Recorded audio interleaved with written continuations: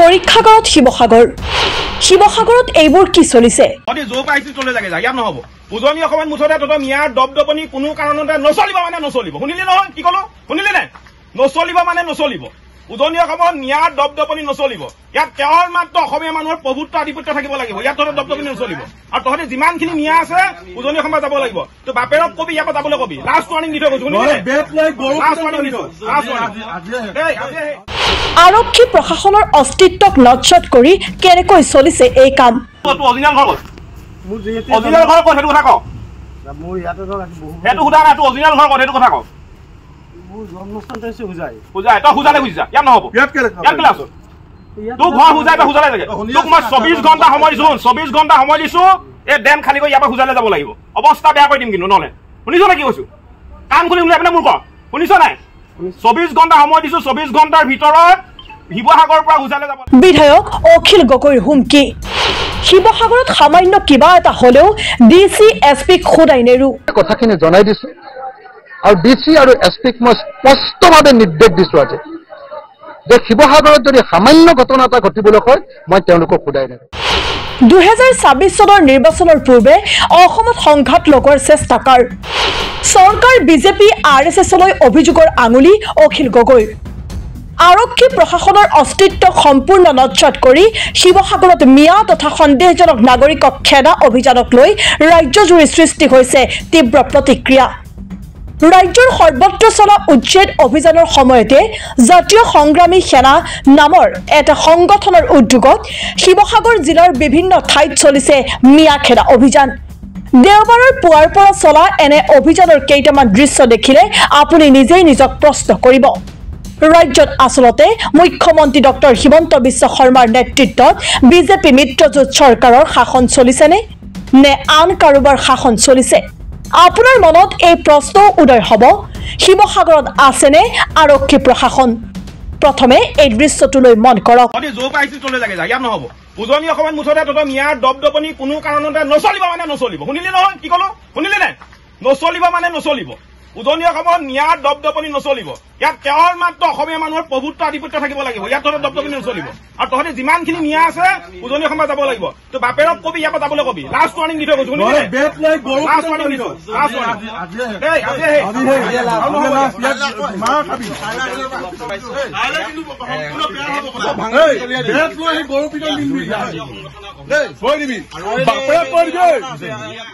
এইবাৰ চাওক এই দৃশ্য কেনেকৈ এগৰাকী লোকক ধমকি দিছে জাতীয় সংগ্ৰামী সেনাৰ নেতৃত্বই লগতে 24 ঘণ্টাৰ ভিতৰত লোকজনে শিৱসাগৰ ত্যাগ নকৰিলে কি কৰিব তাৰো ভাবুকি দিছে জাতীয় সংগ্ৰামী সেনাৰ নেতৃত্বই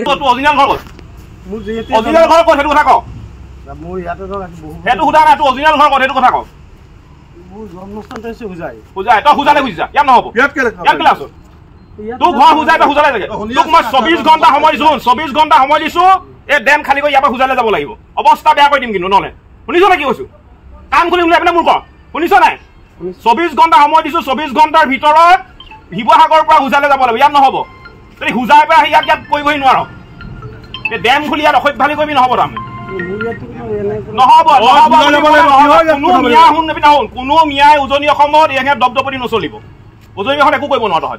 তহঁতৰ ঘৰ সুজাই সুজালে বুজিছা শুনিলে কি কলো কাইলৈ ভিতৰত কিন্তু দেখিব নালাগিব ইয়াত থাকিবি বস্তু খালী কৰ ইয়াত সুজাই যা ইয়াত নহ'ব ৱাৰ্ণিং দিলো লাষ্ট ৱাৰ্ণিং দিছো আকৌ পিছত কিন্তু বেয়া নাপাবি আকৌ অৱস্থা বেয়া কৰি দিম সঁচা কথা কৈছো হয় উজনি অসমৰ পৰা প্ৰত্যাগমন কৰ নহ'লে কিন্তু পিটন খাবলৈ সাজু এটা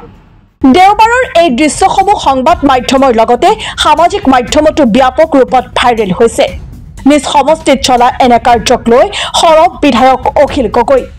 ইতিমধ্যে এই সকলো কথা মুখ্যমন্ত্ৰী আৰক্ষী সঞ্চালক প্ৰধান জিলা আয়ুক্ত আৰু জিলাৰ জ্যেষ্ঠ আৰক্ষী অধীক্ষকক অৱগত কৰা হৈছে বুলি উল্লেখ অখিল গগৈ বিধায়কগৰাকীয়ে অতি স্পষ্ট ভাষাৰে কৈছে শিৱসাগৰত যদি সামান্য ঘটনা এটাও সংঘটিত হয় তেন্তে তেওঁ জিলা আয়ুক্ত আৰু জ্যেষ্ঠ আৰক্ষী অধীক্ষকক খুদাই নেৰে শিৱসাগৰবাসীক শান্তি সম্প্ৰীতি বজাই ৰাখিবলৈ আইন শৃংখলা বজাই ৰাখিবলৈ কোনো উচতনিমূলক মন্তব্য নকৰিবলৈ আহ্বান জনায় বিধায়কগৰাকীয়ে আৰু প্ৰশাসনে সেই সংঘাতটো লগোৱাৰ ক্ষেত্ৰত যেন কৰবাত এটা ভূমিকা লৈ আছে সেইকাৰণে অসমৰ মুখ্যমন্ত্ৰী ডাঙৰীয়া ডিজিপি ডাঙৰীয়াক SP আৰু DC সকলোকে কথাখিনি জনাই দিছো আৰু DC আৰু SPক মই স্পষ্টভাৱে নিৰ্দেশ দিছো আজি যে শিৱসাগৰত যদি সামান্য ঘটনা এটা ঘটিবলৈ হয় মই তেওঁলোকক খুদাই নেৰো স্পষ্ট ভাষাত আজি DC আৰু SPক কৈছো যে আপোনালোক থকাৰ পাছত কেনেকৈ শিৱসাগৰত এনেকুৱা ধৰণৰ উচ্চতনিমূলক কামবিলাক হৈ থাকিব পাৰিছে গতিকে এই মুহূৰ্তত মই শিৱসাগৰবাসী ৰাইজক শান্তি সম্প্ৰীতি বজাই ৰাখিবৰ কাৰণে আইন শৃংখলা ৰক্ষা কৰিবৰ কাৰণে আৰু কোনো ধৰণৰ উচ্চতনিমূলক বক্তব্য নিদিবৰ কাৰণে উচ্চতনিমূলক কাম কাজ নকৰিবৰ কাৰণে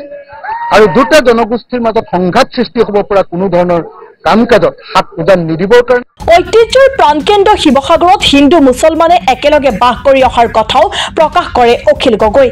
এনে সম্প্ৰীতিৰ ভূমিত একাংশই সংঘাত লগোৱাৰ চেষ্টাত চৰকাৰে হাত উজান দিয়াৰো অভিযোগ বিধায়কগৰাকীৰ ৰাইজৰ দলৰ সভাপতিগৰাকীৰ গুৰুতৰ অভিযোগ এনে সংঘাতৰ মাজেৰে 2024 চনৰ বিধানসভা নিৰ্বাচনৰ আগত অসমক সাম্প্ৰদায়িক সংঘাতৰ থলীলৈ পৰিণত কৰিব বিচৰা হৈছে এই কাম চৰকাৰ বিজেপি আৰু RSSে কৰাৰো অভিযোগ শিৱসাগৰ বিধানসভা সমষ্টিৰ বিধায়কগৰাকীৰ কাৰণ শিৱসাগৰ সাংঘাতিক ধৰণে এটা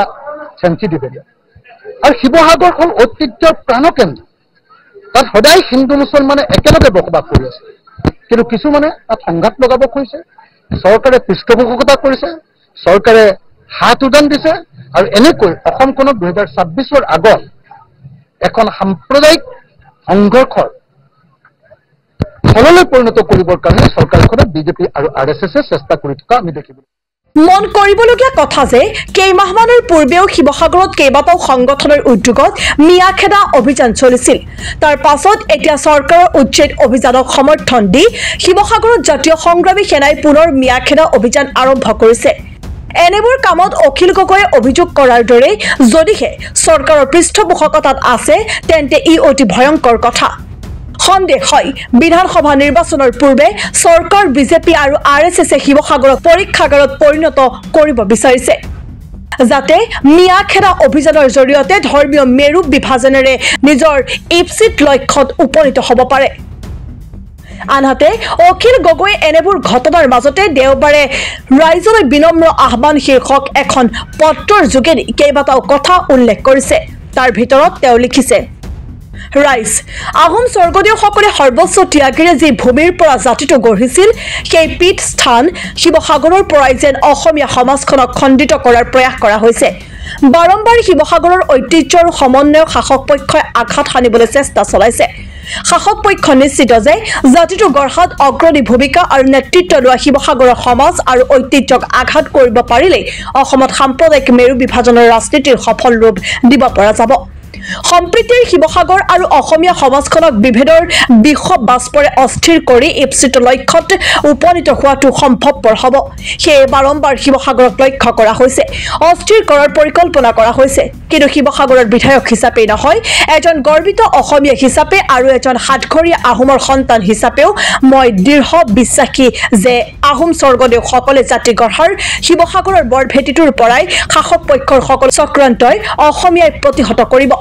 শিৱসাগৰৰ ভূমিৰ পৰাই বিভেদৰ ৰাজনীতিত বিশ্বাসীসকললৈ এটা স্পষ্ট বাৰ্তা যাব আমি সম্প্ৰীতিৰে আছিলো আৰু থাকিম আমি ধৰ্মৰ উদ্ধত জাতি হিচাপেহে পৰিচিত আছিলো আৰু থাকিম মোৰ বিশ্বাস শিৱসাগৰৰ ঐতিহ্যক আঘাত হানিবলৈ চলি থকা প্ৰয়াস আৰু চক্ৰান্তক শিৱসাগৰৰ সচেতন নাগৰিকসকল ৰাইজ দল সংগঠন আৰু সাংবাদিকসকলে উফৰাই পেলাব